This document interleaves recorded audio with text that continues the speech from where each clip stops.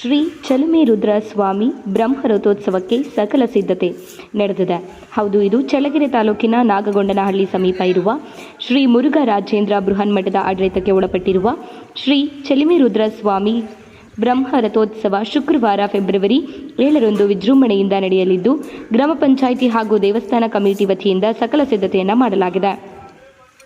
February 8ರಂದು ಹೂವಿನ ಅಡ್ಡಪಲ್ಲಕ್ಕಿ ಉತ್ಸವ, February 9ರಂದು ಜಾತ್ರೆಗೆ ತೆರೆ ಬೀಳಲಿದೆ. ನಾಯಕನಹಟ್ಟಿ ಶ್ರೀ ತಿಪ್ಪೇರುದ್ರ ಸ್ವಾಮಿಯ ಪವಾಡ ಪುರುಷರಾದ ಶ್ರೀ ಚಲುಮೆರುದ್ರ ಸ್ವಾಮಿ ನಾಗಗೊಂಡನಹಳ್ಳಿ ಸಮೀಪ ವೇದಾವತಿ ನದಿಯ ದಂಡೆಯ ಮೇಲೆ ಇರುವ ಈಶ್ವರ ದೇವಾಲಯದಲ್ಲಿ ಪೂಜೆ ಮಾಡ್ತಾ ಇದ್ರು.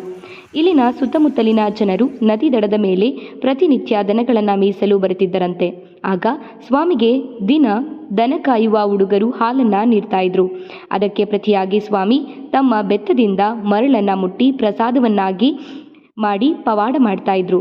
ಅದನ್ನ ದನ ಕಾಯುವ ಹುಡುಗರು ಸೇವಿಸ್ತಾ ಇದ್ರು ಎನ್ನುವ ಪ್ರತೀತಿ ಇದೆ. ಹೀಗೆ ಪವಾಡ ಮಾಡ್ತಾ ಇದ್ದ ಚಲುಮೆ ಸ್ವಾಮಿಯನ್ನ ಈ ಭಾಗದ ಸುತ್ತಮುತ್ತಲಿನ ಹಳ್ಳಿಯ ಜನರು ವಿಶೇಷ ಪೂಜೆ ಸಲ್ಲಿಸುತ್ತಾರೆ. ಜೊತೆಗೆ ಪ್ರತಿ ಮನೆಯಲ್ಲೂ ಚಲ್ಮೇಶ, ಚಲುಮಪ್ಪ, ಚಲುಮೆ ರುದ್ರಪ್ಪ ಹೀಗೆ ಸ್ವಾಮಿಯ ಹೆಸರುಗಳನ್ನು ಇಟ್ಟುಕೊಂಡು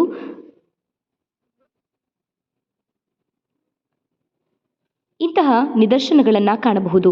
ಚಲುಮೆ ಸ್ವಾಮಿಯ ನಾಗಗೊಂಡನಹಳ್ಳಿ ಸಮೀಪ ವೇದಾವತಿ ನದಿಯ ದಂಡೆಯ ಮೇಲೆ ಜೀವ ಸಮಾಧಿ ಆಗಿದ್ದರಂತೆ.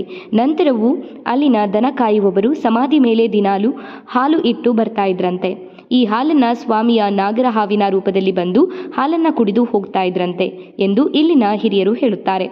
ಚಲುಮೆ ಸ್ವಾಮಿಯ ಇಷ್ಟ ಪ್ರಸಾದ ಹಸಿ ಕಡಲೆ, ನೆನೆಸಿದ ಅಕ್ಕಿ, ಬೆಲ್ಲ, ತೆಂಗಿನಕಾಯಿ ಈಗಲೂ ಸಹ ದೇವಸ್ಥಾನದಲ್ಲಿ ಇದೇ ಪ್ರಸಾದ ನೀಡುತ್ತಾರೆ ಎಂದು ಚಲ್ಮೇಶ್ ಅಧ್ಯಕ್ಷರು, ಸಿಡಿಲ ಸಂತ ಸ್ವಾಮಿ ವಿವೇಕಾನಂದ ಸಮಾಜ ಸೇವಾ ಸಂಸ್ಥೆ, ಮತ್ಸಮುದ್ರ ಜನಧ್ವನಿಗೆ ಮಾಹಿತಿ ನೀಡಿದ್ದಾರೆ.